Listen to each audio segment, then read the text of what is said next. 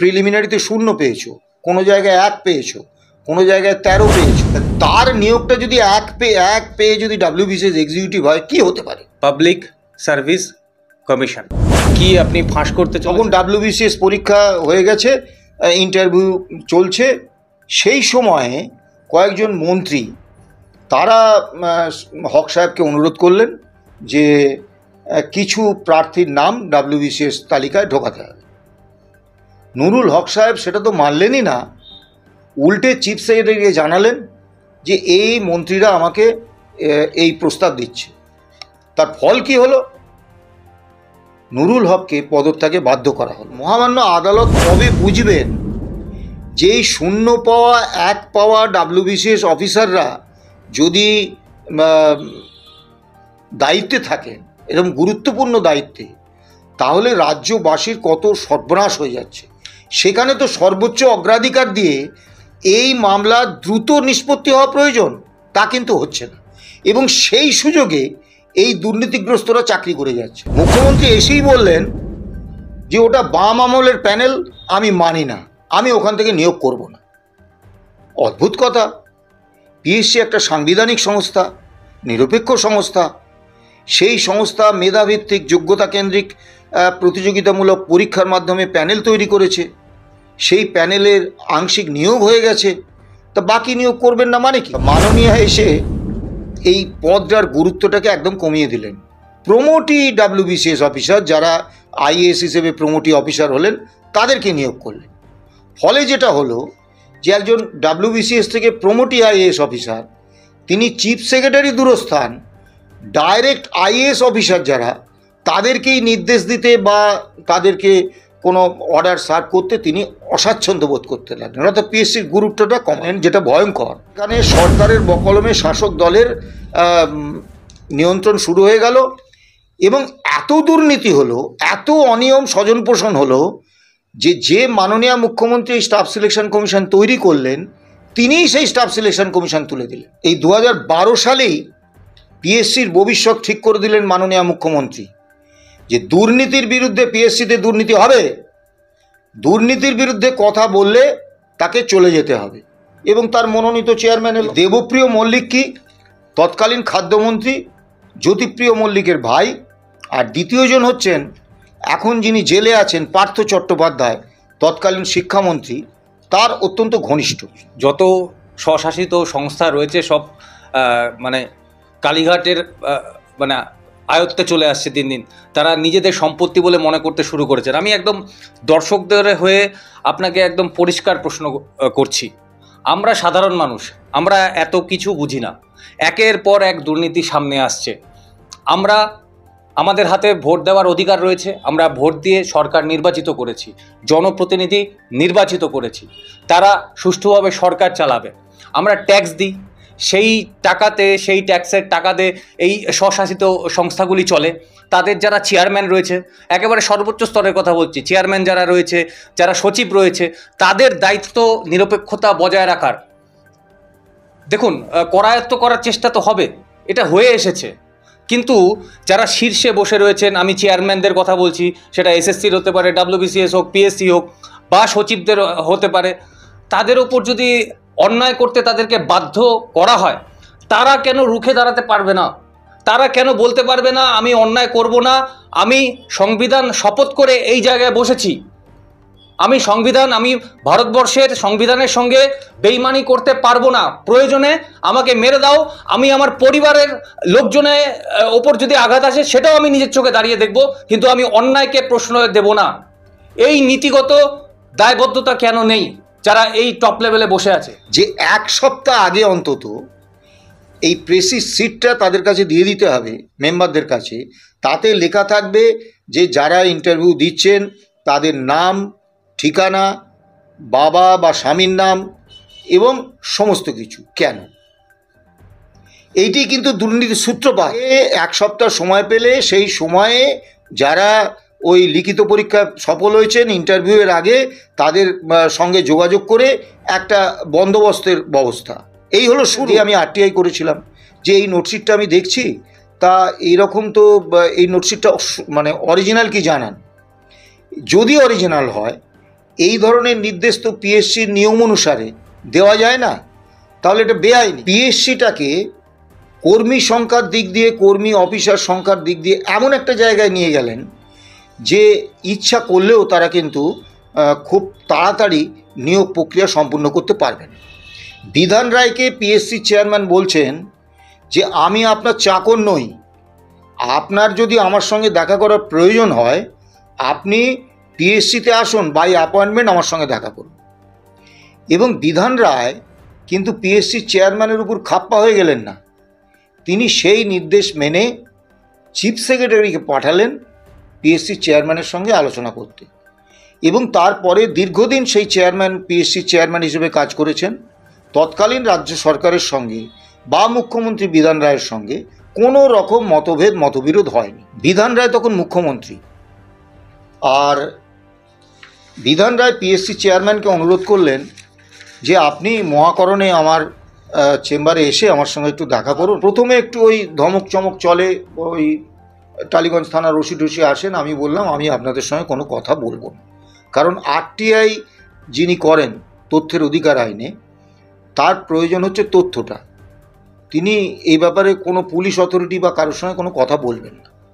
তারপরে আমাকে একটা চিঠি দেওয়া হলো যে ওই অরিজিনাল নোটশিটটা নাকি হারিয়ে গেছে এবং তারা টালিগঞ্জ থানায় এফআইআর করেছেন, ওই তদন্ত করে খুঁজে দেখতে ওই এফআইআরটা, ওই নোটশিটটা কোথায় গেছে এবং কারা কারা দায়ী ইত্যাদি। ঘটনাটা হচ্ছে 2014 সালের, আজকে 2025 সাল, এখনও কিন্তু সেই এনকোয়ারি শেষ হয়নি, এখনও টালিগঞ্জ থানা সেই এনকোয়ারি করে যাচ্ছে এবং এই দপ্তরটা কিন্তু মাননীয় মুখ্যমন্ত্রীর অধীন।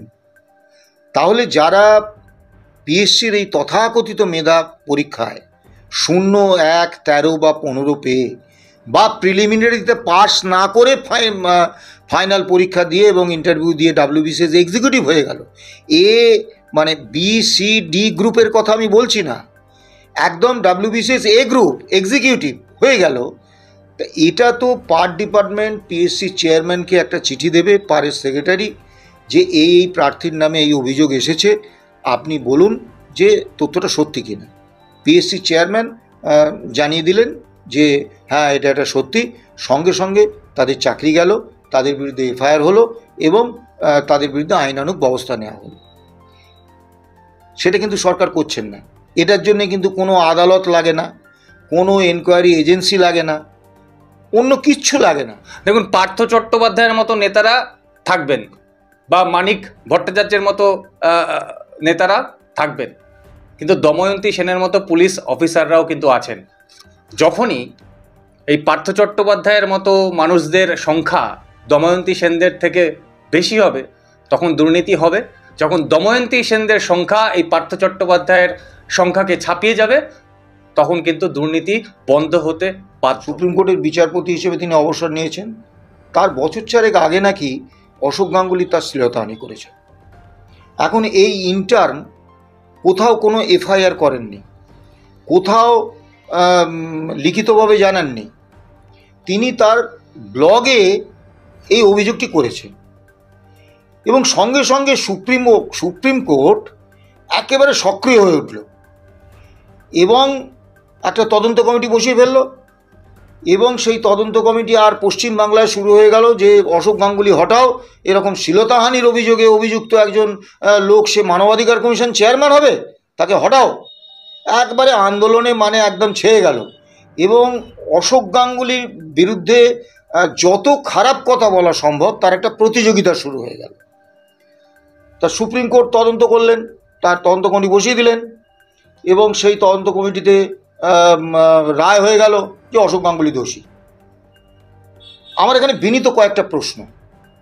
অশোক গাঙ্গুলি সুপ্রিম কোর্টের প্রাক্তন বিচারপতি, তার বিরুদ্ধে একটা ব্যক্তিগত ব্লকে কোনো একজন মহিলা এই অভিযোগ করেছেন, তিনি আবার শাসক দলের কোনো এক নেতার আত্মীয়া, তিনি তো কোথাও এফআইআর করেননি, তিনি কোথাও লিখিত অভিযোগ দায়ের করেননি, তাহলে সুপ্রিম কোর্ট কিসের ভিত্তিতে এরকম তদন্ত কমিটি বসিয়ে দিল? আজকে তো বিচারপতির বাড়ি থেকে কোটি কোটি টাকা পাওয়া যাচ্ছে, সুপ্রিম কোর্টের এই তৎপরতা তো দেখা যায় না। কিন্তু অশোক গাঙ্গুলির কোনো কথা শোনা হলো না, তিনি কিন্তু বারবার বললেন যে আমি কোনো অপরাধ করিনি, এ ধরনের ঘটনা ঘটেনি। এবং সেই মহিলার পরিচয় কিন্তু প্রকাশ্যে এলো না। অশোক গাঙ্গুলি বদনাম হয়ে গেলেন এবং এমন পরিস্থিতি হলো তিনি মানবাধিকার কমিশন থেকে পদত্যাগ করতে বাধ্য হলেন। এবং যেই তিনি পদত্যাগ করলেন তারপরেই কিন্তু পশ্চিমবাংলায় এই রকম একজন মানে খারাপ মানুষ যে মানবাধিকার কমিশনের চেয়ারম্যান হয়েছেন তার বিরুদ্ধে যে ব্যাপক বিক্ষোভ সব বন্ধ হয়ে গেল। শ্লীলতাহানির অভিযোগ তো আপনার বিরুদ্ধেও ছিল। হ্যাঁ। আপনি তো এখনো অন্যায়ের প্রতিবাদটা জারি রেখেছেন। আমি সেই কথাটা বলছি। হ্যাঁ, ঠিকই বলছেন, কিন্তু আমি নিজে যদি ঠিক থাকি, আমার সিদ্ধারা যদি সোজা থাকে, একদম। অভিযোগ তো একাধিক মানুষ একদম। করতেই পারে, কিন্তু সেটা তো প্রমাণ করতে হবে। কিন্তু আমাদের সঙ্গে অশোক গাঙ্গুলির পার্থক্যটা হয়ে গেল যে অশোক গাঙ্গুলির ক্ষেত্রে কিন্তু খোদ সুপ্রিম কোর্ট একটা জায়গায় তাকে পৌঁছে দেওয়া হলো যে পদত্যাগ করা ছাড়া তার কোনো উপায় নেই।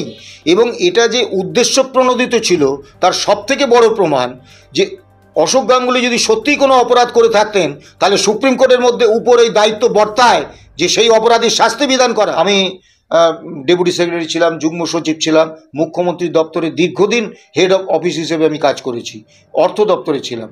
আমি কখনো একটা দিনের জন্য আপনি অর্থ দপ্তর বা স্বরাষ্ট্র দপ্তর বা আমার পরবর্তীকালে আমি যে হায়ার এডুকেশন ডিপার্টমেন্টে গেছি, স্কুল এডুকেশন ডিপার্টমেন্টে গেছি, গিয়ে দেখবেন যে আমি কখনো কোনো অন্যায় নির্দেশের সঙ্গে সমঝোতা করিনি। সঙ্গে সঙ্গে দেখলাম সেই ইতিহাসবিদ কয়েকজন তৃণমূল নেতা টেতা নিয়ে এসে আমাকে চমকাতে চলে এলেন। তা আমি বললাম ওসব বলে কিছু হবে না, আমি যা লিখেছি এটাই থাকবে। তারপরে সঙ্গে সঙ্গে আমার ট্রান্সফার হয়ে গেল। আবার ধরুন স্কুল এডুকেশনে আমি যখন গেছি, গিয়েই আমি একটা মানে অ্যানোনিমাস একটা পিটিশন পাই, সেখানে শিক্ষক নিয়োগ দুর্নীতি নিয়ে বিভিন্ন অভিযোগ আছে। তা আমি সঙ্গে সঙ্গে সল্টলেক বিধাননগর পুলিশ স্টেশনে এফআইআর করেছি, তার জন্য তিরস্কৃত হয়েছি, অনেক কথা শুনেছি, কিন্তু এফআইআর তুলিনি। সুপ্রিম কোর্টের কাছে আমার একটা প্রশ্ন, আপনার হাতে তো সর্বোচ্চ ক্ষমতা, তা আপনি মূল সমস্যাটাকে চিহ্নিত করতে পারলেন না? মূল সমস্যাটা কিন্তু দুর্নীতি নয়, মূল সমস্যাটা হচ্ছে নিয়োগ প্রক্রিয়া। যদি সরকারের বকলমে শাসক দলের হাতে থাকে তাহলে সেখানে দুর্নীতি হবে, স্বজন পোষণ হবে, রাজনৈতিক নিয়োগ হবে, কেউ আটকাতে পারেনি। বিড়ালকে যদি মাছ পাহারা দিতে দেন, তা বিড়াল মাছ পাহারা দেবে না খাবে, এটা স্বাভাবিক বুদ্ধিতে জেনে। নমস্কার, বিবিধ নিউজে আমি অমিত রয়েছি আপনাদের সঙ্গে। দেখুন, আপনারা শিক্ষায় নিয়োগ দুর্নীতি দেখেছেন, আপনারা পুরসভায় নিয়োগ দুর্নীতি দেখেছেন, সরকারি বিভিন্ন দপ্তরের দুর্নীতির অভিযোগ সামনে আসছে। WBCS নিয়ে আগের দিন আমরা সাক্ষাৎকারে আলোচনা করেছি, আর আজকে আলোচনা করব PSC নিয়ে, পাবলিক সার্ভিস কমিশন, যেটা একটা সময় এই সরকারি কর্মচারী বা অফিসার নিয়োগের একেবারে গুরুত্বপূর্ণ একটা অংশ ছিল। আজকে এই বিষয়ে আলোচনা হবে এবং দুর্নীতি সংক্রান্ত এই সরকারের, তৃণমূল সরকারের দুর্নীতি সংক্রান্ত সমস্ত আলোচনার জন্য বা ফাঁস করার জন্য আমরা প্রতিদিন যাকে বেছে নিই, শ্যামল কুমার মিত্র, কনফেডারেশন অফ গভর্নমেন্ট এমপ্লয়িজের সভাপতি, তাকে আমরা পেয়ে গিয়েছি। স্যার, আজকে PSC নিয়ে কি আপনি ফাঁস করতে চলেছেন আমাদের দর্শকদের সামনে, বলুন। দেখুন, নিয়োগ দুর্নীতি নিয়ে বহু আলোচনা হচ্ছে। মূল সমস্যাটা বিভিন্ন রাজনৈতিক দল বলছে যে এই সরকারের দুর্নীতি, কিন্তু মূল সমস্যাটা দুর্নীতি নয় এই কারণে নিয়োগের প্রক্রিয়াটা বা নিয়োগ পদ্ধতির নিয়ন্ত্রণ যদি সরকারের হাতে থাকে তাহলে সরকারের বকলমে শাসক দল যদি আর্থিক দুর্নীতি নাও করে, রাজনৈতিক নিয়োগ হবে, স্বজন পোষণ হবে, অনিয়ম হবে। আর আর্থিক দুর্নীতি বর্তমানে যে স্তরে, এটা তো নতুন করে বলার অপেক্ষা রাখে না। অর্থাৎ মূল সমস্যাটা হচ্ছে একটা সরকার যদি চায় যে আমি নিয়োগের ক্ষেত্রটাকে একেবারে স্বচ্ছ রাখবো, তাহলে নিয়োগ প্রক্রিয়া থেকে সরকারকে সরে দাঁড়াতে হবে। এবং সেই কারণেই সারা ভারতবর্ষে আজকে নয়, 1854 সালে তখন ব্রিটিশ সরকারের শাসন, প্রথম ব্রিটিশ পার্লামেন্ট কমিটিতে লর্ড মেকলে একটা রিপোর্ট প্রকাশ করেন। সেখানে ভারতে সিভিল সার্ভেন্ট নিয়োগের জন্য একটা নিরপেক্ষ সংস্থা তৈরির প্রস্তাব হয়। তারপরে আমি একেবারে স্বাধীন ভারতে চলে আসছি। স্বাধীন ভারতে সংবিধানের 315 নম্বর ধারায় সর্বভারতীয় ক্ষেত্রে UPSC, union public service commission, এবং রাজ্যগুলোর ক্ষেত্রে স্টেট পাবলিক সার্ভিস কমিশন তৈরি করা হয়। এবং সংবিধানের 320 নম্বর ধারায় এর সমস্ত কিভাবে কাজকর্ম পরিচালিত হবে, কি হবে, নিয়োগ কিভাবে করা হবে, এই সমস্ত কিছু সংবিধানের 320 নম্বর ধারায় দেওয়া আছে। এবং এই দুটি ধারায় এমন সুন্দর সংস্থান রাখা আছে যে পিএসসির মাধ্যমে, সে ইউপিএসসি হোক বা স্টেট পিএসসি হোক, পিএসসির মাধ্যমে যে নিয়োগ হবে সেটা একেবারে মেধাভিত্তিক, যোগ্যতা কেন্দ্রিক, স্বচ্ছতা এবং নিরপেক্ষতার সঙ্গে হবে। কারণ এই দুটো সংস্থার উপরে কোনো রাজনৈতিক নিয়ন্ত্রণ বা সরকারের নিয়ন্ত্রণ থাকবে না, সম্পূর্ণরূপে একটা সাংবিধানিক সংস্থা। এবং আমি একটা রায় আপনার কাছে তুলে ধরছি। মহামান্য সুপ্রিম কোর্টে কর্ণাটক রাজ্য ভার্সেস উমাদেবী অ্যান্ড আদার্স এই মামলার রায়ে মাননীয় বিচারপতিরা বলেছিলেন, with a view to make the procedure for selection fair, the consultation by Article 315 has created a PSC for the Union and PSCs for the states. Article 320 deals with the functions of PSC and mandates consultation with the Commission on all matters relating to methods of recruitment to civil services and for civil posts and other related matters. অর্থাৎ মহামান্য supreme court মনে করেছিলেন যে সংবিধানের 315 নম্বর এবং 320 নম্বর ধারায় যে union public service commission এবং স্টেট পাবলিক সার্ভিস কমিশন তৈরি করা হয়েছে, এই দুটো সংস্থা হচ্ছে সাংবিধানিক নিরপেক্ষ সংস্থা, যে সংস্থার উপরে কোনো রাজনৈতিক বা সরকারি নিয়ন্ত্রণ নেই। এখন স্বাভাবিকভাবে এই সংস্থার মাধ্যমে যাবতীয় যা নিয়োগ হতো সেই নিয়োগ নিয়ে কিন্তু 2011-র আগে পর্যন্ত আমাদের রাজ্যে কোনো অভিযোগ ওঠেনি। এবং পিএসসির গুরুত্বটা কোথায় ছিল আমি একটা উদাহরণ দিই। বিধান রায় তখন মুখ্যমন্ত্রী, আর বিধান রায় পিএসসি চেয়ারম্যানকে অনুরোধ করলেন যে আপনি মহাকরণে আমার চেম্বারে এসে আমার সঙ্গে একটু দেখা করুন, কিছু আলোচনা আছে। পিএসসি চেয়ারম্যান তার উত্তরে বলছেন, I am the chairman of PSC West Bengal, not your servant. If you wish, you may meet me at my chamber. বিধান রায়কে পিএসসি চেয়ারম্যান বলছেন যে আমি আপনার চাকর নই, আপনার যদি আমার সঙ্গে দেখা করার প্রয়োজন হয় আপনি পিএসসিতে আসুন, বাই অ্যাপয়েন্টমেন্ট আমার সঙ্গে দেখা করুন। এবং বিধান রায় কিন্তু পিএসসি চেয়ারম্যানের উপর খাপ্পা হয়ে গেলেন না, তিনি সেই নির্দেশ মেনে চিফ সেক্রেটারিকে পাঠালেন পিএসসি চেয়ারম্যানের সঙ্গে আলোচনা করতে। এবং তারপরে দীর্ঘদিন সেই চেয়ারম্যান পিএসসি চেয়ারম্যান হিসেবে কাজ করেছেন। তৎকালীন রাজ্য সরকারের সঙ্গে বা মুখ্যমন্ত্রী বিধান রায়ের সঙ্গে কোনো রকম মতবিরোধ হয়নি। এই যে আমাদের মতো যারা ছাত্র পরিষদ কর্মী ছিলাম, আমরা রাজ্য সচিবালয়ে চাকরি পেয়েছি এই পিএসসির মাধ্যমে। এবং পিএসসি যদি তখন নিরপেক্ষ সাংবিধানিক সংস্থা হিসেবে সরকারের নিয়ন্ত্রণ মুক্ত এবং কত সালে চাকরি পেয়েছেন? আমি পেয়েছি 1983 সালে। নিয়ন্ত্রণ মুক্ত এবং রাজনৈতিক দলের নিয়ন্ত্রণ মুক্ত না থাকতো তাহলে কিন্তু আমাদের মতো যারা রাজনৈতিক কর্মী, তৎকালীন সরকারের বিরোধী রাজনৈতিক কর্মী, আমরা কিন্তু চাকরি পেতাম না। 2011 পর্যন্ত কিন্তু এই অবস্থাটা ছিল। এবং আরও এর ব্যাপার বারবার দাবি উঠছিল, আমরাও দাবি করছিলাম যে পিএসসির বাইরে যে বিভিন্ন রিক্রুটমেন্ট সংস্থাগুলো রয়েছে সেগুলো সরকারের বকলমে শাসক দলের নিয়ন্ত্রণে থাকে।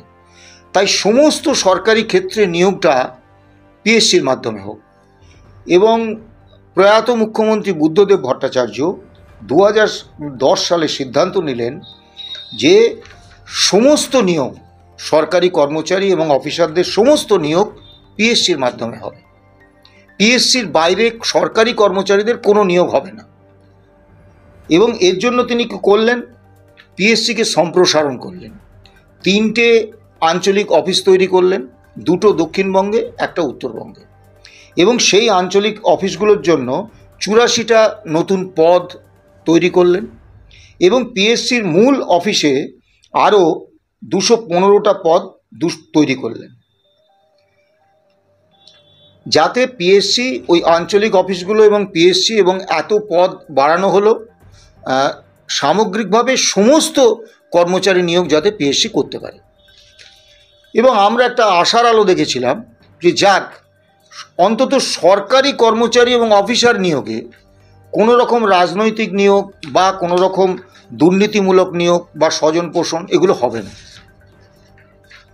2011 সালে এই সরকার ক্ষমতায় এলো এবং বুদ্ধদেব ভট্টাচার্য যখন মুখ্যমন্ত্রী তখন গ্রুপ ডি রিক্রুটমেন্ট হলো ওই পিএসসির মাধ্যমে। এবং যেহেতু সমস্ত নিয়োগ পিএসসি করবে এটা ঠিক করা হয়েছিল, মানে ঠিক করেছিলেন পূর্বতন সরকার, গ্রুপ ডি নিয়োগটা পিএসসির মাধ্যমে হলো এবং 4013 জন এদের মেধা তালিকা প্রকাশ হলো যে 4013 জনকে গ্রুপ ডি পদে নিয়োগ করা হবে। পিএসসি পরীক্ষা নিয়ে মেধা তালিকা তৈরি করল। বামফ্রন্ট সরকার 2817 জনকে নিয়োগ দিয়ে যেতে পারেননি, নিয়োগ হয়েছিল বাকিদের, অর্থাৎ 1196 জন। 1196 জনকে পূর্বতন বামফ্রন্ট সরকার গ্রুপ ডি পদে নিয়োগ দিয়ে গেলেন। তারপর সরকার পরিবর্তন হলো, বাকি রইল 2817 জন। মুখ্যমন্ত্রী এসেই বললেন যে ওটা বাম আমলের প্যানেল, আমি মানি না, আমি ওখান থেকে নিয়োগ করব না। অদ্ভুত কথা। পিএসসি একটা সাংবিধানিক সংস্থা, নিরপেক্ষ সংস্থা। সেই সংস্থা মেধাভিত্তিক যোগ্যতা কেন্দ্রিক প্রতিযোগিতামূলক পরীক্ষার মাধ্যমে প্যানেল তৈরি করেছে। সেই প্যানেলের আংশিক নিয়োগ হয়ে গেছে, তা বাকি নিয়োগ করবেন না মানে কি? স্যাটে এবং হাইকোর্টে 22টা মামলা হলো, তা হাইকোর্ট নির্দেশ দিলেন যে চলবে না, ওই যে 2817 জন যাদের নিয়োগ বাকি আছে তাদের নিয়োগ করতে হবে, নিয়োগ করা হলো। এরপর মুখ্যমন্ত্রী করলেন কি, এই যে বুদ্ধদেব ভট্টাচার্য সরকার যে পিএসসিটাকে সম্প্রসারণের সিদ্ধান্ত কার্যকর করেছিলেন সেটা বাতিল করলেন। 3টে আঞ্চলিক অফিস উঠে গেল, 84টা পদ চলে গেল এবং মূল পিএসসি অফিস থেকে আরও 213টা পদ অবলুপ্ত হয়ে গেল। অর্থাৎ পিএসসিটাকে কর্মী সংখ্যার দিক দিয়ে, কর্মী অফিসার সংখ্যার দিক দিয়ে এমন একটা জায়গায় নিয়ে গেলেন যে ইচ্ছা করলেও তারা কিন্তু খুব তাড়াতাড়ি নিয়োগ প্রক্রিয়া সম্পূর্ণ করতে পারবে না। তারপরে কি করলেন, পিএসসির গুরুত্বটা কমানোর চেষ্টা করলেন। এতদিন পর্যন্ত সিনিয়র আইএএস অফিসাররা পিএসসির চেয়ারম্যান হতেন এবং তাদের সুবিধাটা কি হতো, পিএসসির যিনি চেয়ারম্যান হতেন একমাত্র চিফ সেক্রেটারি বাদ দিয়ে বাকি সমস্ত অফিসারই কিন্তু হতেন হয় তার সমসাময়িক অথবা তার জুনিয়র। ফলে তিনি পিএসসি চেয়ারম্যান পদে সরকারের সঙ্গে যখন আলাপ আলোচনার প্রশ্ন থাকতো, নির্দেশ দেওয়ার প্রশ্ন থাকতো, তখন কিন্তু তিনি স্বাচ্ছন্দ্য বোধ করতেন। তা মাননীয় এসে এই পদটার গুরুত্বটাকে একদম কমিয়ে দিলেন। প্রমোটি ডাব্লিউবিসিএস অফিসার, যারা আইএএস হিসেবে প্রমোটি অফিসার হলেন, তাদেরকে নিয়োগ করলেন। ফলে যেটা হলো যে একজন ডাব্লিউবিসিএস থেকে প্রমোটি আইএএস অফিসার, তিনি চিফ সেক্রেটারি দূরস্থান, ডাইরেক্ট আইএএস অফিসার যারা, তাদেরকেই নির্দেশ দিতে বা তাদেরকে কোনো অর্ডার সার্ভ করতে তিনি অস্বাচ্ছন্দ্য বোধ করতে লাগলেন, অর্থাৎ পিএসসির গুরুত্বটা কমালেন। কর্মী নিয়োগ কীভাবে হচ্ছে বলছি, তারপরে সিদ্ধান্ত নিলেন যেটা ভয়ঙ্কর, যে এ বি সি ডি এই 4টে গ্রুপে কর্মী নিয়োগ হয়, কর্মী অফিসার নিয়োগ হয় পিএসসির মাধ্যমে। তিনি বললেন না, ওই একমাত্র গ্রুপ এর নিয়োগটা পিএসসি করবে, বাকি সমস্ত নিয়োগ কিন্তু একটা নতুন সংস্থা তৈরি করলেন, স্টাফ সিলেকশন কমিশন। আমি এর আগেই আপনাদের বলেছি যে নিয়োগটায় দুর্নীতি হবেই। দুর্নীতি যদি আর্থিক নাও হয়, রাজনৈতিক নিয়োগ হবে, স্বজন পোষণ হবে, যদি নিয়োগ প্রক্রিয়ায় সরকারের বকলমে শাসক দলের নিয়ন্ত্রণ থাকে। এর নিয়ন্ত্রণ বাদ দিয়ে কোনো স্বচ্ছ নিয়োগ হওয়া সম্ভব নয়। তা স্বাভাবিকভাবে স্টাফ সিলেকশন কমিশন এটা কিন্তু ওই রাজ্য সরকারের অধীন একটা সংস্থা। ফলে স্বাভাবিকভাবে সেখানে সরকারের বকলমে শাসক দলের নিয়ন্ত্রণ শুরু হয়ে গেল এবং এত দুর্নীতি হলো, এত অনিয়ম স্বজন পোষণ হলো যে মাননীয় মুখ্যমন্ত্রী স্টাফ সিলেকশন কমিশন তৈরি করলেন তিনিই সেই স্টাফ সিলেকশন কমিশন তুলে দিলেন। মানে অদ্ভুত ব্যাপার। এবং আবার পুরো নিয়োগের দায়িত্বটা পিএসসির উপরে দিলেন। কিন্তু ভয়ঙ্কর সমস্যা তৈরি হয়ে গেল। সমস্যা কি হলো, যে তখন চেয়ারম্যান ছিলেন শ্রী নুরুল হক আইএএস। তার কাছে তখন WBCS পরীক্ষা হয়ে গেছে, ইন্টারভিউ চলছে। সেই সময়ে কয়েকজন মন্ত্রী তারা হক সাহেবকে অনুরোধ করলেন যে কিছু প্রার্থীর নাম WBCS তালিকায় ঢোকাতে হবে। নুরুল হক সাহেব সেটা তো মানলেনই না, উল্টে চিফ সেক্রেটারিকে জানালেন যে এই মন্ত্রীরা আমাকে এই প্রস্তাব দিচ্ছে। তার ফল কি হলো, নুরুল হককে পদত্যাগে বাধ্য করা হলো। অর্থাৎ এই 2012 সালেই পিএসসির ভবিষ্যৎ ঠিক করে দিলেন মাননীয় মুখ্যমন্ত্রী, যে দুর্নীতির বিরুদ্ধে পিএসসিতে দুর্নীতি হবে, দুর্নীতির বিরুদ্ধে কথা বললে তাকে চলে যেতে হবে, এবং তার মনোনীত চেয়ারম্যান এলো। আমি আপনাকে একটা ছোট উদাহরণ দিই, মানে কোন জায়গায় চলে গেছে সে উদাহরণটা আমি দিই, তাহলে আপনারা বুঝতে পারবেন।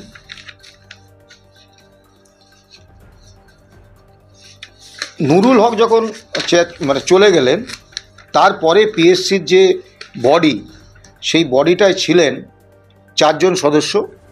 2 জন হচ্ছেন ননীগোপাল মুখার্জি আর SN সরকার, এরা অবসরপ্রাপ্ত সরকারি আধিকারিক। বাকি মনোনীত 2 জন সদস্য, সরকার মনোনীত, একজন হচ্ছেন দেবপ্রিয় মল্লিক এবং অপরজন হচ্ছেন দীপঙ্কর দাশগুপ্ত। তাই দেবপ্রিয় মল্লিক কি তৎকালীন খাদ্যমন্ত্রী জ্যোতিপ্রিয় মল্লিকের ভাই, আর দ্বিতীয়জন হচ্ছেন এখন যিনি জেলে আছেন পার্থ চট্টোপাধ্যায়, তৎকালীন শিক্ষামন্ত্রী, তার অত্যন্ত ঘনিষ্ঠ। এবং এরা এই কমিটিতে ঢোকার পরে একটা নোটশিট হলো 2014 সালের 24শে নভেম্বর। সেই নোটশিটে বলা হলো সরকারি বিভিন্ন সরকারের যে আভ্যন্তরীণ কাজ হয় যে কোনো দপ্তরে, সেখানে নোটশিটে বিভিন্ন অর্ডার, বিভিন্ন নির্দেশ লেখা হয়। সেই নোটশিটে লেখা হলো, henceforth the name and full addresses along with his / her father's / husband's name should be incorporated in the precis sheets, and that the precis sheets should be placed to the respective PAs of the honorable members at least 7 days ahead of the date of interview. Now the honorable members are pressing hard to have the precis sheets. তখন WBCS এর interview শুরু হবে।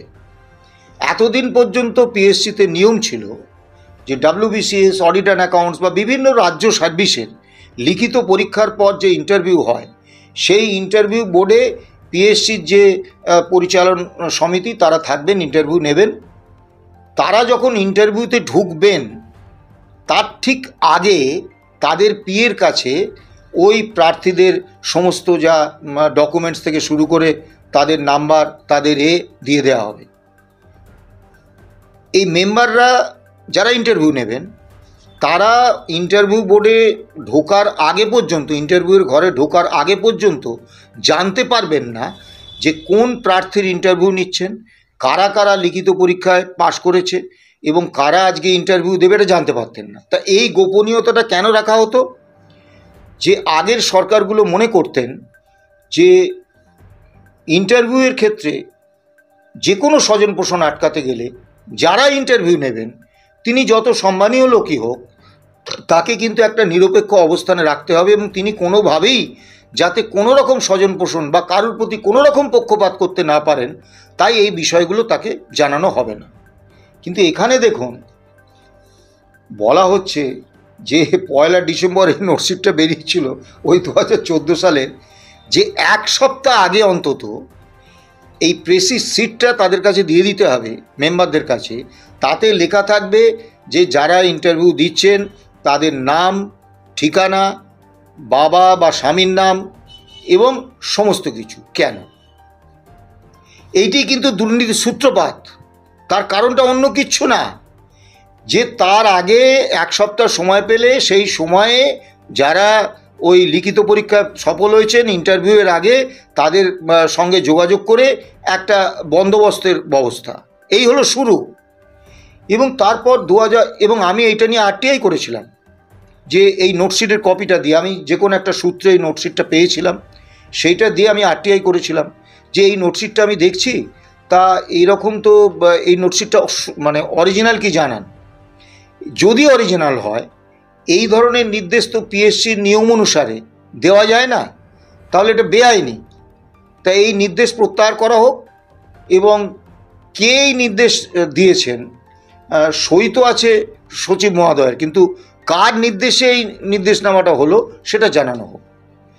তা প্রথমে একটু ওই ধমক চমক চলে, ওই টালিগঞ্জ থানার ওসি টসি আসেন, আমি বললাম আমি আপনাদের সঙ্গে কোনো কথা বলবো না, কারণ আরটিআই যিনি করেন তথ্যের অধিকার আইনে, তার প্রয়োজন হচ্ছে তথ্যটা, তিনি এই ব্যাপারে কোনো পুলিশ অথরিটি বা কারোর সঙ্গে কোনো কথা বলবেন না। তারপরে আমাকে একটা চিঠি দেওয়া হলো যে ওই অরিজিনাল নোটশিটটা নাকি হারিয়ে গেছে, এবং তারা টালিগঞ্জ থানায় এফআইআর করেছেন, ওই তদন্ত করে খুঁজে দেখতে ওই এফআইআরটা, ওই নোটশিটটা কোথায় গেছে এবং কারা কারা দায়ী ইত্যাদি। তো এইটা ঘটনাটা হচ্ছে 2014 সালের, আজকে 2025 সাল, এখনও কিন্তু সেই এনকোয়ারি শেষ হয়নি, এখনও টালিগঞ্জ থানা সেই এনকোয়ারি করে যাচ্ছে। এবং তারপর 2016 এবং 2017 যে WBCS পরীক্ষা হলো, সেই পরীক্ষার যে ব্যাপক দুর্নীতি হয়েছে সেটা কিন্তু কোনো বিরোধী রাজনৈতিক দল বা আমাদের মতো যারা কর্মী সংগঠন করি আমরা কিন্তু বলিনি। WBCS-এ সফল হয়েছেন এরকম একাধিক প্রার্থী, তারা আরটিআই করে জানতে চেয়েছিলেন যে আমরা প্রিলিমিনারিতে কত নম্বর পেয়েছি, অমুক সাবজেক্টে কত নম্বর পেয়েছি ইত্যাদি। তাতে পিএসসি জানাচ্ছে তুমি প্রিলিমিনারিতে 0 পেয়েছো, কোনো জায়গায় 1 পেয়েছো, কোনো জায়গায় 13 পেয়েছো। এইবার কিন্তু এই দুর্নীতিটা প্রকাশ্যে এলো। এখন প্রশ্ন হচ্ছে, আপনি ভাবুন WBCS হচ্ছে রাজ্যের সর্বোচ্চ সম্মানের চাকরি, সর্বোচ্চ ক্ষমতার চাকরি, এবং WBCS এক্সিকিউটিভরা প্রথমেই বিডিও পদে নিযুক্ত হন, এবং একটা বিডিও হচ্ছে একটা ব্লকের সর্বেসর্বা। তা তার নিয়োগটা যদি এক পেয়ে যদি WBCS এক্সিকিউটিভ হয়, কি হতে পারে? এবং এইটা যে সরকার চাইছেন এবং সরকারি মদতেই যেটা হচ্ছে, এ নিয়ে কিন্তু কোনো সন্দেহ নেই। আপনি বলবেন কেন? WBCSরা যে কোনো স্টেট সার্ভিস, রাজ্য সার্ভিস, সেটা কিন্তু আমাদের পার ডিপার্টমেন্ট অর্থাৎ পার্সোনাল অ্যান্ড অ্যাডমিনিস্ট্রেটিভ রিফর্মস ডিপার্টমেন্টের অধীন, এবং তাদের সমস্ত কিছু সার্ভিস বুক থেকে আরম্ভ করে সব কিছু ওই দপ্তরে হয়, এবং এই দপ্তরটা কিন্তু মাননীয় মুখ্যমন্ত্রীর অধীন। তাহলে যারা পিএসসির এই তথাকথিত মেধা পরীক্ষায় 0, 1, 13 বা 15 পেয়ে, বা প্রিলিমিনারিতে পাস না করে ফাইনাল পরীক্ষা দিয়ে এবং ইন্টারভিউ দিয়ে WBCS এক্সিকিউটিভ হয়ে গেল, মানে BCD গ্রুপের কথা আমি বলছি না, একদম WBCS A গ্রুপ এক্সিকিউটিভ হয়ে গেল। তা এটা তো পার ডিপার্টমেন্ট পিএসসি চেয়ারম্যানকে একটা চিঠি দেবে, পারের সেক্রেটারি, যে এই প্রার্থীর নামে এই অভিযোগ এসেছে, আপনি বলুন যে তথ্যটা সত্যি কিনা। পিএসসি চেয়ারম্যান জানিয়ে দিলেন যে হ্যাঁ এটা সত্যি, সঙ্গে সঙ্গে তাদের চাকরি গেল, তাদের বিরুদ্ধে এফআইআর হলো, এবং তাদের বিরুদ্ধে আইনানুগ ব্যবস্থা নেওয়া হলো। সেটা কিন্তু সরকার করছেন না। এটার জন্য কিন্তু কোনো আদালত লাগে না, কোনো এনকোয়ারি এজেন্সি লাগে না, অন্য কিচ্ছু লাগে না। আরও দুঃখের কথা, আদালতে নিয়ে মামলা হয়েছে, সে মামলা এখনও চলছে। তো মহামান্য আদালত কবে বুঝবেন যে 0 পাওয়া 1 পাওয়া WBCS অফিসাররা যদি দায়িত্বে থাকেন, এরকম গুরুত্বপূর্ণ দায়িত্বে, তাহলে রাজ্যবাসীর কত সর্বনাশ হয়ে যাচ্ছে। সেখানে তো সর্বোচ্চ অগ্রাধিকার দিয়ে এই মামলা দ্রুত নিষ্পত্তি হওয়া প্রয়োজন, তা কিন্তু হচ্ছে না, এবং সেই সুযোগে এই দুর্নীতিগ্রস্তরা চাকরি করে যাচ্ছে, এবং পিএসসির সর্বস্তরে কিন্তু দুর্নীতির অভিযোগ উঠছে। আগে এতদিন পর্যন্ত পিএসসি কিন্তু একটা সাংবিধানিক নিরপেক্ষ সংস্থা ছিল, 32টা রেগুলেশন ছিল, সেই রেগুলেশন দিয়ে পিএসসি পরিচালিত হতো। তা মাননীয় মুখ্যমন্ত্রীর আমলে একটা 33 নম্বর রেগুলেশন যোগ হয়েছে, এবং তাতে কার্যত এটা কিন্তু এখন আর সাংবিধানিক সংস্থা নেই, এটা কিন্তু ওই অর্থ দপ্তরের বা ফিনান্স ডিপার্টমেন্টের একটা অধীনস্থ সংস্থা হয়ে গেছে। ফলে যে পিএসসিটা পশ্চিমবাংলার একটা গর্বের বস্তু ছিল, এবং বিভিন্ন প্রতি বছর পিএসসির পরীক্ষা হতো, মিসলিনিয়াস রিক্রুটমেন্ট সার্ভিসেস এক্সামিনেশান, তারপরে আপনার বিভিন্ন ক্লার্কশিপ এক্সামিনেশান, সাব জেলার নিয়োগের পরীক্ষা, তারপরে আপনার audit and accounts, WBCS executive, সমস্ত স্টেট সার্ভিসের পরীক্ষা। অর্থাৎ যারা ছাত্রছাত্রীরা পাশ করে বেরোতেন তারা কিন্তু প্রতি বছর একটা সুযোগ পেতেন পিএসসির পরীক্ষায় বসার। এবং বুদ্ধদেব ভট্টাচার্যের সরকার কিন্তু অত্যন্ত সঠিকভাবেই এই সিদ্ধান্তটা নিয়েছিলেন, সমস্ত স্তরে A B C D, say block office থেকে শুরু করে একদম সচিবালয় পর্যন্ত সমস্ত জায়গায় নিয়োগটা হবে পিএসসির মাধ্যমে, যাতে কোনো দুর্নীতি না হতে পারে। কিন্তু দুর্ভাগ্যের বিষয় এখন এই পিএসসিটাই একটা দুর্নীতির আঁতুড়ঘর হয়ে গেছে। স্যার, আমি একটা কথা বলি, আপনার কথা শুনে মনে হচ্ছে যে এই যত স্বশাসিত সংস্থা রয়েছে সব মানে কালীঘাটের মানে আয়ত্তে চলে আসছে দিন দিন, তারা নিজেদের সম্পত্তি বলে মনে করতে শুরু করেছেন। আমি একদম দর্শকদের হয়ে আপনাকে একদম পরিষ্কার প্রশ্ন করছি, আমরা সাধারণ মানুষ, আমরা এত কিছু বুঝি না, একের পর এক দুর্নীতি সামনে আসছে, আমাদের হাতে ভোট দেওয়ার অধিকার রয়েছে, আমরা ভোট দিয়ে সরকার নির্বাচিত করেছি, জনপ্রতিনিধি নির্বাচিত করেছি, তারা সুষ্ঠুভাবে সরকার চালাবে, আমরা ট্যাক্স দিই, সেই টাকাতে, সেই ট্যাক্সের টাকাতে এই স্বশাসিত সংস্থাগুলি চলে। তাদের যারা চেয়ারম্যান রয়েছে, একেবারে সর্বোচ্চ স্তরের কথা বলছি, চেয়ারম্যান যারা রয়েছে, যারা সচিব রয়েছে, তাদের দায়িত্ব নিরপেক্ষতা বজায় রাখার। দেখুন, করায়ত্ত করার চেষ্টা তো হবে, এটা হয়ে এসেছে, কিন্তু যারা শীর্ষে বসে রয়েছেন, আমি চেয়ারম্যানদের কথা বলছি, সেটা এসএসসির হতে পারে, ডাব্লিউবিসিএস হোক, পিএসসি হোক, বা সচিবদের হতে পারে, তাদের ওপর যদি অন্যায় করতে তাদেরকে বাধ্য করা হয়, তারা কেন রুখে দাঁড়াতে পারবে না? তারা কেন বলতে পারবে না আমি অন্যায় করব না, আমি সংবিধান শপথ করে এই জায়গায় বসেছি, আমি ভারতবর্ষের সংবিধানের সঙ্গে বেইমানি করতে পারবো না, প্রয়োজনে আমাকে মেরে দাও, আমি আমার পরিবারের লোকজনের ওপর যদি আঘাত আসে সেটাও আমি নিজের চোখে দাঁড়িয়ে দেখব, কিন্তু আমি অন্যায়কে প্রশ্রয় দেব না।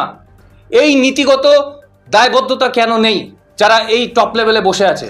আপনি সঠিক কথা বলেছেন, কিন্তু তার সঙ্গে আরেকটা বিষয় আপনাকে ভাবতে হবে, সেটা হচ্ছে এই ধরুন নুরুল হক পিএসসি চেয়ারম্যান, ইনি ডাব্লিউবিসিএসে মন্ত্রীদের পছন্দ মতো লোককে তালিকায় ঠাঁই দিতে রাজি হননি, তার ফল হয়েছে তাকে চলে যেতে হয়েছে। পশ্চিমবঙ্গ মানবাধিকার কমিশন, তার চেয়ারম্যান ছিলেন আমাদের সুপ্রিম কোর্টের প্রাক্তন বিচারপতি অশোক, ওনার নামটা কি ছিল যেন, অশোক গাঙ্গুলি। তা উনি মানবাধিকার কমিশনের চেয়ারম্যান হিসেবে যে কোনো ঘটনায় অত্যন্ত তৎপর হয়ে উঠছিলেন, এবং সেখানে যারা নির্যাতিত, যারা অত্যাচারিত, যারা শাসক দল বা সরকারের বা পুলিশের অত্যাচারের শিকার, তাদের পাশে কিন্তু দাঁড়াচ্ছিলেন।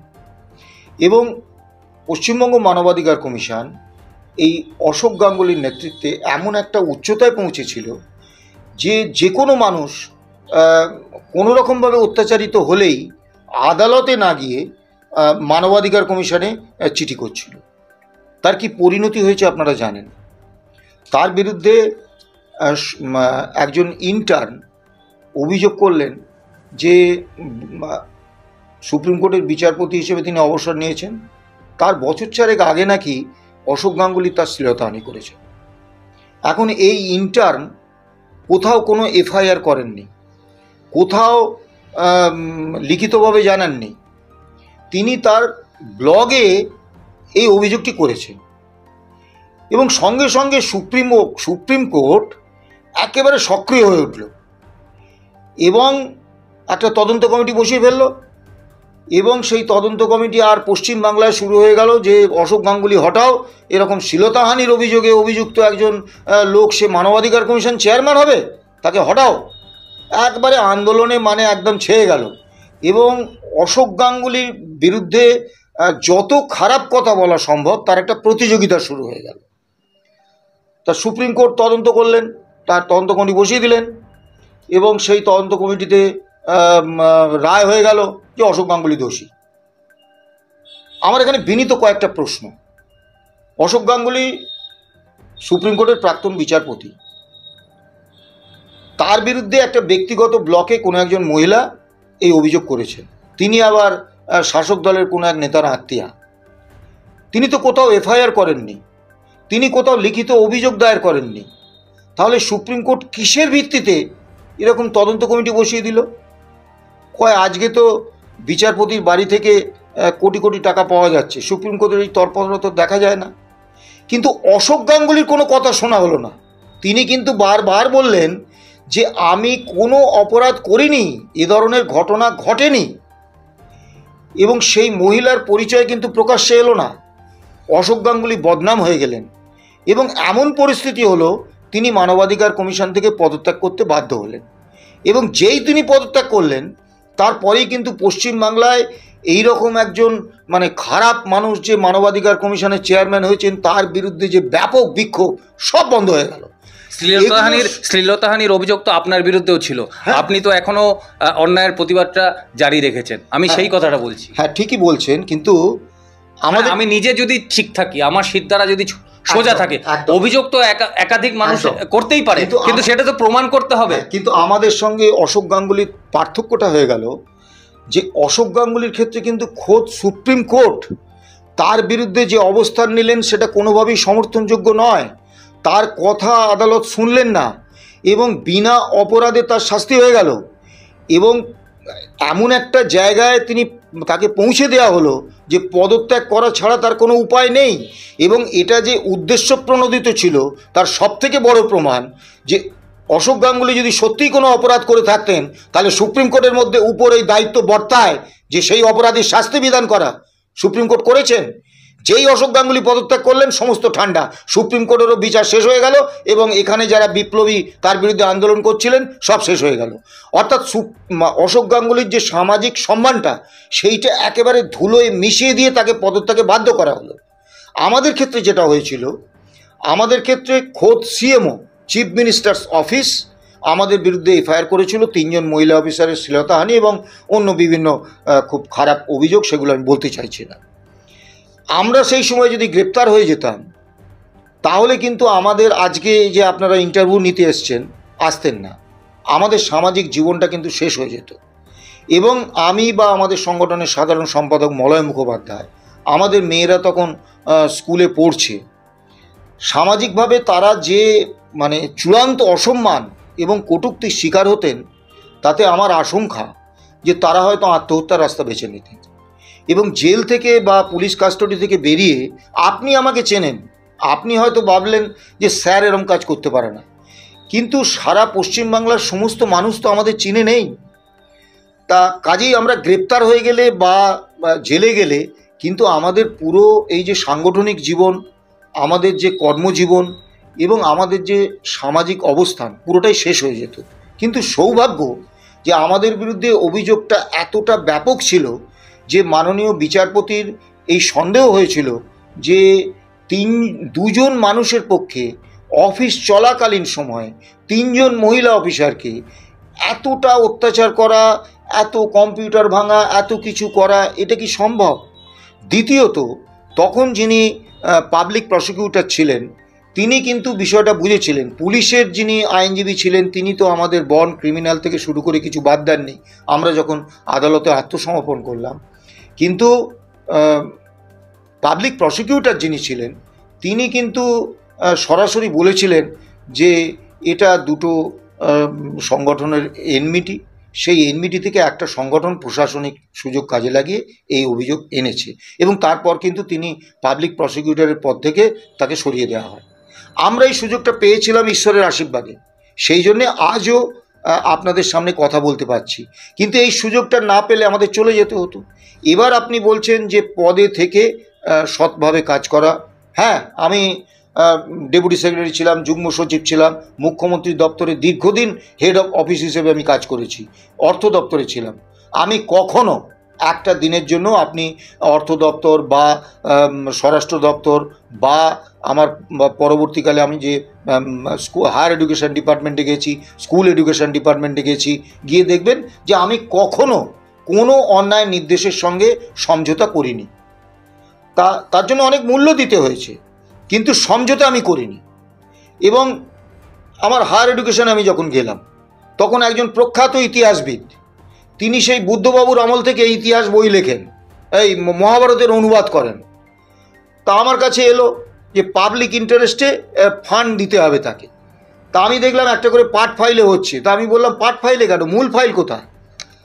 তা আমি সমস্ত বার করে দেখলাম সেই বুদ্ধবাবুর আমল থেকে তিনি মহাভারত অনুবাদ করছেন। তা আমি ফাইলে লিখলাম যে মহাভারত অনুবাদ, অসংখ্য মহাভারত অনুবাদ হয়েছে, মহাভারত অনুবাদটা কোনো পাবলিক ইন্টারেস্ট বা জনস্বার্থ বলে মনে হয় না। আর প্রথম কথা, তিনি এতদিন ধরে মহাভারত অনুবাদ করছেন, তিনি কটা কপি অনুবাদ করেছেন তার প্রত্যেকটা 3টে করে কপি জমা দিন। আমরা সেগুলো কলকাতা ইউনিভার্সিটি, যাদবপুর ইউনিভার্সিটি এবং বিশ্বভারতী ইউনিভার্সিটিতে পাঠাই। তারা আমাদের বলুক যে এই লেখার মান কীরকম, এই লেখা খুব উল্লেখযোগ্য কিনা, তারপরে আমরা ভাবব। তা সঙ্গে সঙ্গে দেখলাম সেই ইতিহাসবিদ কয়েকজন তৃণমূল নেতা টেতা নিয়ে এসে আমাকে চমকাতে চলে এলেন। তা আমি বললাম, ওসব বলে কিছু হবে না, আমি যা লিখেছি এটাই থাকবে। তারপরে সঙ্গে সঙ্গে আমার ট্রান্সফার হয়ে গেল। আবার ধরুন স্কুল এডুকেশনে আমি যখন গেছি, গিয়েই আমি একটা মানে অ্যানোনিমাস একটা পিটিশন পাই, সেখানে শিক্ষক নিয়োগ দুর্নীতি নিয়ে বিভিন্ন অভিযোগ আছে। তা আমি সঙ্গে সঙ্গে সল্টলেক বিধাননগর পুলিশ স্টেশনে এফআইআর করেছি, তার জন্য তিরস্কৃত হয়েছি, অনেক কথা শুনেছি, কিন্তু এফআইআর তুলিনি। আবার স্বরাষ্ট্র দপ্তরে বলুন, অর্থ দপ্তরে বলুন, কাজ করেছি, তার জন্য মূল্য দিতে হয়েছে, কিন্তু এটা করে গেছি। এরকম অনেক অফিসার আছেন যারা জীবনে ঝুঁকি নিয়ে, যারা কোনো রকমভাবে কোনো অন্যায়ের সঙ্গে আপোষ করেন না। কিন্তু তার সঙ্গে এটাও সত্য যে যদি খোদ সরকার, যে বিভিন্ন স্বশাসিত সংস্থাগুলো রয়েছে, সেখানটায় যদি কাজ করার পরিবেশটাই না দেন, এবং যদি সেই সংস্থার যারা যে সৎ বা স্বচ্ছভাবে নিরপেক্ষভাবে কাজ করবেন, তাদের যদি এমন একটা পরিস্থিতির মধ্যে ফেলেন যে তারা কাজটাই করতে পারছেন না, কি করবেন? যেমন ধরুন, আমি আপনাকে একটা উদাহরণ দিই। কে জয়রামান শিলিগুড়ির পুলিশ কমিশনার ছিলেন, 2012 সালের ঘটনা। তা তিনি ওই শিলিগুড়ি জলপাইগুড়ি উন্নয়ন পর্ষদের ব্যাপক দুর্নীতি হয়েছে, তৃণমূল পরিচালিত। তা তার বিরুদ্ধে, এবং সেই দুর্নীতির সঙ্গে সরাসরি জড়িয়েছিলেন মালদার জেলা তৎকালীন জেলাশাসক গোদালা কিরণ কুমার। তা কে জয়রামন ওই অভিযোগে গোদালা কিরণ কুমারকে অ্যারেস্ট করলেন, এবং তার ঠিক পরেই কে জয়রামনকে কম্পালসারি ওয়েটিংয়ে পাঠিয়ে দেওয়া হলো। এখন এই কম্পালসারি ওয়েটিংটা আমাদের মতো, আমরা যারা উচ্চ পদে কাজ করেছি, তাদের ক্ষেত্রে অত্যন্ত অপমানজনক। কারণ তুমি মাইনে পাবে, কিন্তু তোমার কোনো কাজ থাকবে না। এটা ভয়ঙ্কর একটা অপমানজনক পরিস্থিতি। তো জয়রামন কম্পালসারি ওয়েটিংয়ে চলে গেলেন। আবার ধরুন, পার্ক স্ট্রিট কাণ্ডে, ওই সুজেতা জড়ন ধর্ষণ কাণ্ডে মাননীয় তো প্রায় বলেই দিয়েছিলেন যে ওটা হচ্ছে উনি এসকর্ট সার্ভিসের মানুষ, খদ্দেরের সঙ্গে টাকা নিয়ে গোলমালের জন্য ঘটনাটা ঘটেছে। কিন্তু তখনকার ডিসিডিডি দয়মন্তী সেন তিনি বললেন না, রেপ হয়েছে, বলার সঙ্গে সঙ্গে কিন্তু ট্রান্সফার হয়ে গেলেন। তা আপনাদের এই বিষয়গুলো কিন্তু মাথায় রাখতে হবে। সব সময় একজন অফিসারের বা একজন পদাধিকারীর ব্যক্তিগত সততা, ব্যক্তিগত নীতিবোধ এবং ব্যক্তিগত ঋজুতা সবসময় কিন্তু তাকে সিদ্ধান্ত নিতে দেবেই, বা তিনি যে একেবারে পারবেন এটা নয়। এখন ধরুন দয়মন্তী সেনকে ডিসিডিডি তাকে ট্রান্সফার করে দিল, তিনি কি করবেন? ট্রান্সফারটা আটকানো তো তার পক্ষে সম্ভব নয়। এই যে স্যার আমি একটু যুক্ত করি, আপনি দময়ন্তী সেনের উদাহরণ দিলেন, আরও 2-1 উদাহরণ দিলেন। আমি বলছি যে আপনি একদম ঠিক বলেছেন, সবসময় অন্যায়ের প্রতিবাদ করা সম্ভব হয় না, রুখে দাঁড়ানো সম্ভব হয় না, কিন্তু সংখ্যাটা তো বাড়ানো যায়। অবশ্যই বাড়ানো যায়, এবং এটাও আমি বলছি, এটা বলতে কোনো দ্বিধা নেই। এই যে দেখবেন যে অসংখ্য পদস্থ অফিসার, চিফ সেক্রেটারিতে শুরু করে ডিজি, পুলিশ কমিশনার, এরা যে নির্লজ্জ স্থাবকতা করেন, এটা কিন্তু করেন তাদের একদম সরাসরি বলছি যে তাদের কোনো বিনিময় আছে, না হলে এই স্থাবকতা করার কোনো প্রয়োজন নেই। আগের মুখ্যমন্ত্রীরা সত্যি তারা স্থাবকতাকে অত পাত্তা দিতেন না, কিন্তু এই মুখ্যমন্ত্রী দেন। সৎ যিনি অফিসার, যার কোনো বিনিময় নেই, তিনি কিন্তু যথেষ্টভাবেই সৎভাবে নিরপেক্ষভাবে কাজ করতে পারেন। কিন্তু এরা সবসময় চায় আমার ব্যক্তিগত লাভ হোক, যার জন্যে ও কি হলো, কি দরকার গেছে, ও যাক, হবে না। তা কাজেই এটা ব্যক্তি বিশেষের উপর নির্ভর করে। সব শেষে আপনাদের একটা কথা বলবো, যে মহামান্য সুপ্রিম কোর্টের শিক্ষক নিয়োগ দুর্নীতি গেছে, তা পুরো প্যানেল বাতিল করে দিয়েছেন, ছেলে মেয়েগুলো আজকে রাস্তায়। তা সুপ্রিম কোর্টের কাছে আমার একটা প্রশ্ন, আপনার হাতে তো সর্বোচ্চ ক্ষমতা, তা আপনি মূল সমস্যাটাকে চিহ্নিত করতে পারলেন না? মূল সমস্যাটা কিন্তু দুর্নীতি নয়, মূল সমস্যাটা হচ্ছে নিয়োগ প্রক্রিয়া। যদি সরকারের বকলমে শাসক দলের হাতে থাকে, তাহলে সেখানে দুর্নীতি হবে, স্বজনপোষণ হবে, রাজনৈতিক নিয়োগ হবে, কেউ আটকাতে পারবে না। তাহলে এই পদ্ধতিটাকে যদি, যেমন সুপ্রিম কোর্ট আবার পরীক্ষা নেওয়ার দায়িত্ব দিয়েছে এসএসসির উপরে, আপনি ভাবুন যে এসএসসির দুর্নীতির জন্যে আজকে ছেলেমেয়েগুলো পথে বসে এই এত বড় দুর্নীতির ঘটনা ঘটেছে, সুপ্রিম কোর্ট কিন্তু সেই এসএসসির উপর আবার দায়িত্ব দিয়েছে। এবং আপনি নিশ্চিত থাকতে পারেন এই যে পরীক্ষা হবে, এখানেও ব্যাপক দুর্নীতি হবে। রেটটা একটু বেশি হবে কারণ জিনিসপত্রের দাম বেড়েছে, আর ব্যাপক দুর্নীতি হবে। অর্থাৎ চোরকে যদি আপনি, বিড়ালকে যদি মাছ পাহারা দিতে দেন, তা বিড়াল মাছ পাহারা দেবে না খাবে, এটা স্বাভাবিক বুদ্ধিতে জেনে দিন। মূল সমস্যাটা কিন্তু সুপ্রিম কোর্ট পারতেন, সুপ্রিম কোর্ট বলতেই পারতেন যে কথাটা বুদ্ধদেব ভট্টাচার্যের সরকার কাজে রূপায়ণ করে দেখিয়েছিলেন, যে সমস্ত সরকারি পদে নিয়োগ হবে পিএসসির মাধ্যমে, এবং শিক্ষক শিক্ষাকর্মী সহ অন্যান্য রাজ্য কর্মী পদে নিয়োগ হবে পিএসসির মতো একটা সাংবিধানিক সংস্থা, নিরপেক্ষ সংস্থা তৈরি করে সেই সংস্থার মাধ্যমে। কোনো সরকারের নিয়ন্ত্রণে থাকা কোনো এজেন্সির মাধ্যমে নিয়োগ হবে না। এইটা কিন্তু সুপ্রিম কোর্ট পারতেন, সেটা একটা ঐতিহাসিক রায় হতো, এবং সর্বকালের জন্য পশ্চিম বাংলায় এই দুর্নীতিমূলক নিয়োগ, এই টাকা দিয়ে চাকরি দেয়া, এই বিষয়টা বন্ধ হয়ে যেত। কিন্তু সে রাস্তায় সুপ্রিম কোর্ট হাঁটলেন না। কাজেই আবারও এই দুর্নীতি চলতে থাকবে, আবারও একদল ছেলে এরকম রাস্তায় বসে যাবেন, তাদের জীবন অন্ধকার হয়ে যাবে, কিছুই করার নেই, এটা চলবে। কারণ মহামান্য সর্বোচ্চ ন্যায়ালয় যদি মূল সমস্যাটাকে চিহ্নিত করে সেটাকে দূর করার ব্যবস্থা করতে না পারেন, তাহলে কি হবে? তাহলে তো কিছু করার নেই। দেখুন, আমি দর্শকদের একটা উপসংহার দিয়ে শেষ করব। সেটা হচ্ছে, দুর্নীতি চলতে থাকবে, এটা তো মানে চলতে দেওয়া যায় না। দেখুন, ভোট আসবে, আমরা ভোট দেব, সরকার পরিবর্তন হবে, কিন্তু দুর্নীতি চলতে থাকবে, এটা হতে পারে না। বেশ কিছু উদাহরণ সামনে এলো। দেখুন, পার্থ চট্টোপাধ্যায়ের মতো নেতারা থাকবেন, বা মানিক ভট্টাচার্যের মতো নেতারা থাকবেন, কিন্তু দময়ন্তী সেনের মতো পুলিশ অফিসাররাও কিন্তু আছেন। যখনই এই পার্থ চট্টোপাধ্যায়ের মতো মানুষদের সংখ্যা দময়ন্তী সেনদের থেকে বেশি হবে, তখন দুর্নীতি হবে। যখন দময়ন্তী সেনদের সংখ্যা এই পার্থ চট্টোপাধ্যায়ের সংখ্যাকে ছাপিয়ে যাবে, তখন কিন্তু দুর্নীতি বন্ধ হতে বাধ্য। সুতরাং আমাদের সেই দিকে নজর রাখতে হবে। আমি নিজে যদি সৎ থাকি, আমার প্রতিবাদে কোনো বাধা থাকে না, এটা অন্তত আমরা বিশ্বাস করি। আপনারাও প্রতিবাদে গর্জে উঠুন। দেখতে থাকুন বিবিধ নিউজ।